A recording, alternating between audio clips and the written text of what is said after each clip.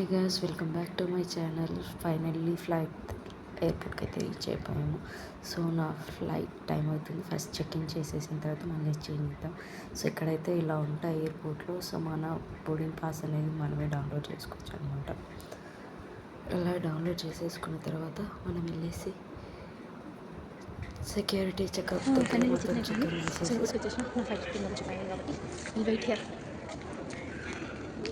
2025లో చాలా గట్టిగా అనుకున్నట్టు ఫ్లైట్ ఎక్కాలని చెప్పేసి. సో మా ఊరికి దగ్గర ఫ్లైట్ ఎయిర్పోర్ట్ దగ్గర అయితే ఉంటుంది అనమాట. సో ఎప్పుడు అలా ఎగరం చూసేసి అనుకునేదాన్ని నేను కూడా ఈసారి కంపల్సరీ ఒకసారి ఫ్లైట్ ఎక్కాలి అని చెప్పేసి. 2026లో నా ఫ్రెండ్ పెళ్ళి వల్ల ఎక్కుతా అని చెప్పేసి అనుకోలేదు. దట్ టు Jan 2, 2026 స్టార్టింగ్ అయితే ఉంది. సో ఫ్యూచర్ ఇంకా మంచిగా ఉంటుందని నేనైతే వచ్చేస్తున్నాను. సో ఇప్పుడైతే కాసేపు అలా వెయిట్ చేసి ఏమైనా తినేసి నా ఫ్లైట్ ఎక్కేసి నేను ఇంకా మీకు ల్యాండ్ అయిన తర్వాత ఇట్లా ఇంటికి వెళ్ళి ఇక్కడ చూస్తాను. మన లగేజ్కి ఇలా స్టిక్కర్స్ వేసిస్తారనమాట. మనం తీసుకున్న టికెట్స్ ఎన్ని లగేజ్ ప్యాకేజ్ ఉన్నాయి. సో మనం అయితే టైం అయిపోయింది. సో ఫ్లైట్కి స్టార్ట్ అయిపోదాం. అక్కడైతే ఏదో తీసుకున్నాను. ఇక ఫ్లైట్ ఎక్కేదాకా అది అయిపోయేదాకా తింటూనే వెళ్ళాను. నేను తిన్నాం అందరు చూస్తారు.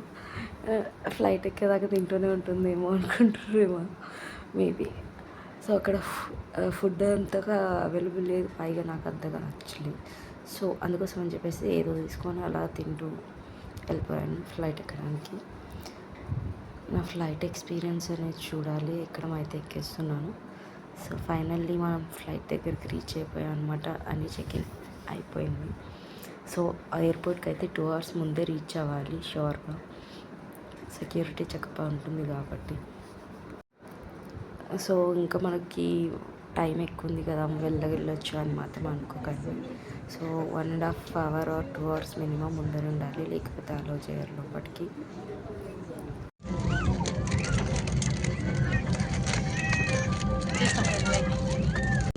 ఫ్లైట్లో అయితే కాకపోతే సమీర్ కూడా చేస్తానని అన్నాడు. సమీర్ కూడా సెషన్ ఓకే. మొత్తం 4 స్పాన్సర్డ్.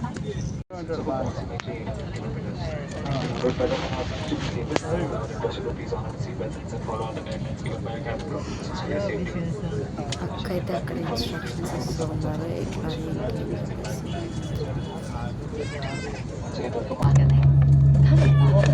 ఫ్లైట్ స్టార్ట్ అయ్యేదాకా ఇంకా వాళ్ళు చెప్తూనే ఉంటారనమాట.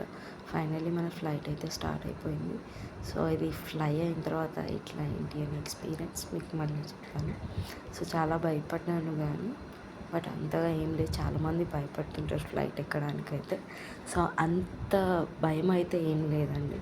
ఎక్కిన తర్వాత మనం బస్సులో అయితే ఎట్లా వెళ్తామో అట్లే, బట్ ఫ్లో బట్టి బాడీ అనే మోషన్ జస్ట్ కొంచెం అట్లా పైకి వెళ్ళేసి కిందకు వచ్చినట్లు ఉంటుంది అంతే తప్ప ఇట్ విల్ బీ కూల్. అంతగా కంగారు పడకండి ఎవరు. సో ఫ్లైట్ జర్నీ అయితే మస్తు ఉంది.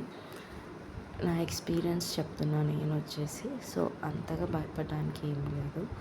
ఇక్కడైతే ఫ్లైట్ రౌండ్గా తిరుగుతూ ఉంది టేక్ ఆఫ్ కావడానికి. సో ఫైనల్లీ టేక్ ఆఫ్ అయిపోయింది ఫ్లైట్.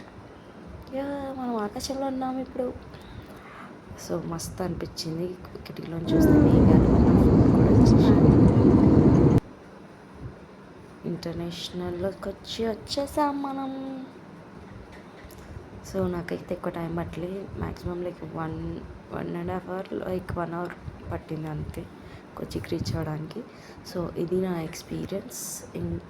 మీకు ఇలాంటి ఎక్స్పీరియన్స్ ఫస్ట్ టైం ఎలా ఉందని కామెంట్ చేయడం మర్చిపోకండి.